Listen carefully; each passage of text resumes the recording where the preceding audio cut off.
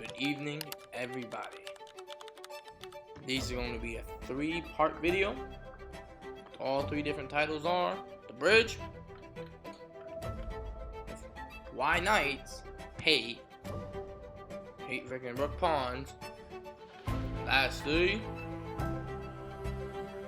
heavy pieces made in that. Now let's get started.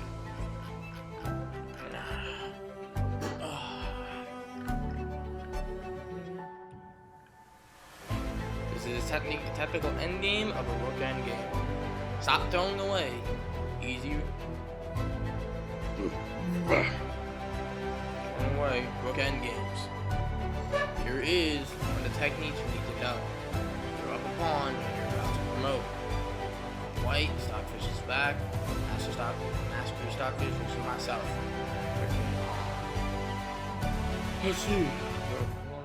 Promote. But the enemy Rook won't stop checking you. Panic? No. Let's get started. Immediately, as Rook 1 to C2, I immediately go King E7. Immediately King to E2. King to E2. The solution of these spamming checks, as you see, is to build a bridge. You need to build a bridge. Look at this position. My king is stuck on the D file. As even shown, the E file, then I run to the D file, then I run to the C file. Same exact concept. I'm back to the D file. On D file, I need to walk him to what file? The F file. Now building move 6, immediately go E6. Freaking king gains opposition on me, which is gains direct opposition, but it's actually to my advantage. Why? Because when I put Rook here, forces the king out of guarding what square? The F set this square right, these 2 squares right here, the king no longer has access to. This Rook always has an eye on this pawn, but this king is always there defended, so it's a semi-like fortress. This is how many squares I control. 1, 2, 3, 4, 5, 6, 7, 8, 9, 10, 11, 12, 13, 14, 15, freaking 16, 17, 18. Black only controls 1, 2, 3, 4, 5, 6, 7, 8, 9, 10, 11, 12, 13, 14, 15, 16. It's equal amount of squares, but the restriction of what my defensive fortress and offensive fortress is doing is making my progress so much better. My king is stuck. Why do I walk to the F file? Because once my king gets to F6, my Rook can slide over and block the checks, as I must eventually do by doing between. Well, I do not pronounce it. I immediately shove it in there, right? The Rook is over here. It finally gets in between me and the pawn. My king is safe, and stop check, and the pawn becomes a queen. Very, very soon. It's called the Lucena Position. Memorize it, or you'll never flag your opponent in time. Now let's continue and finish the rest of this game. I get checked again. I step between into freaking Rook, King, and Pawn, making the king position. I immediately promote to a queen. King to freaking F3. Pawns that master stuff losing to F3. And I'll show the rest of the meaning that. I immediately just spam the king with checks to separate the king from the rook. And then Rook gets into the way. And I immediately take mate in 1 by doing this same exact checkmate that if you understand how to do a checkmate with the Rook and the King, you can do this same exact checkmate too. If the King was a freaking, I believe it is. It's a little bit different, but it's the same exact concept. Queen guards all these squares. King attacks this square. Rook guards this square. King is attacked by Rook, and has nowhere to escape to. Next video. Check, check. Oh, this is this the right one? Yes.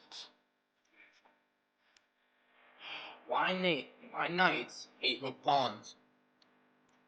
Why knights are so bad at stopping fast pawns? Let me show you. Knights are tricky pieces, but they have one massive weakness. They're terrible at chasing Rook Pawns. That A pawn or the H pawn is enemy. Black makes a mistake of moving the knight to the queen side. They error with the stockfish mastery. and that was on game. And the knight is too slow to get back across the board. I don't even need to fight the knight. I just need to push the pawn. Immediately as the knight checks me, flip my position to make sure it's correct. I immediately gain direct opposition. I attack it once to force it to move away. Knight steps in the complete opposite direction, it just makes this Cypress factory just gave up. Knight is helpless to stop. Remember, if you have a Rook Pawn on the A or H file, then the knight is passive. Just run. They can't catch you. Because geometrically, if you go back, it's kind of nice, right? Check here, like knight's here. Let's say the knight was, God forbid, somehow got here, right? It stops the promotion fair, but look. Now it's even more easier. Why? Because the king, only the king can get in, right? To simply defend everything. King gets in here.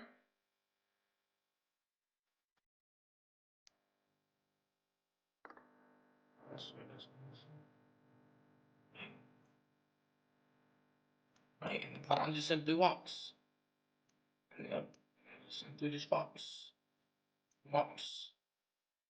Walks.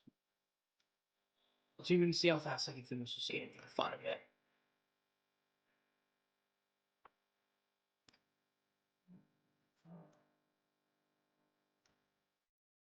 Let's see how fast I can get this game over with.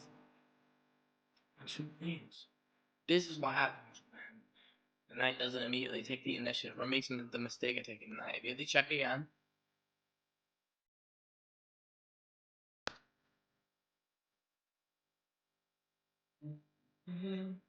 Here. Freaking. Just set up louder me now.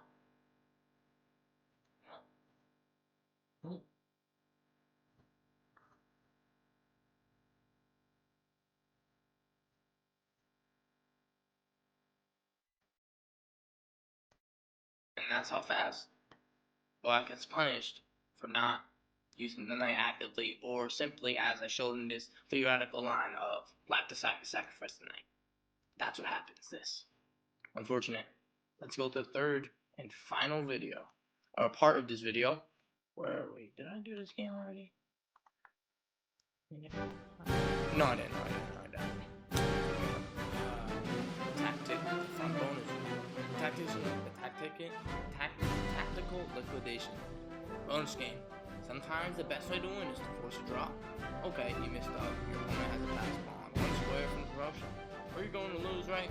And negative.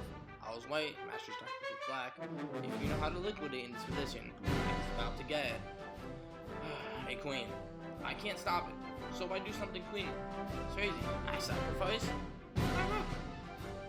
Rook takes g1. Let's do a queen. Now it's a queen versus queen, but wait, I can force a trade with queen immediately. Let's do it. Cypress went to immediately had the first one. Queen to d7 check. King f6. Queen e6 check. King f7. Rook takes freaking Rook takes g1. Sacrifice. Promotion pawn promotes to a queen. H pawn takes g1, promotes to a queen. Queen to d8. Queen checks me on queen to c5 check. Immediately get myself the queen together coordinated. Queen to d4 check. Queen to c7. Queen to c5 check. Queen to d7. Queen to c4. Queen to e7 check. g6.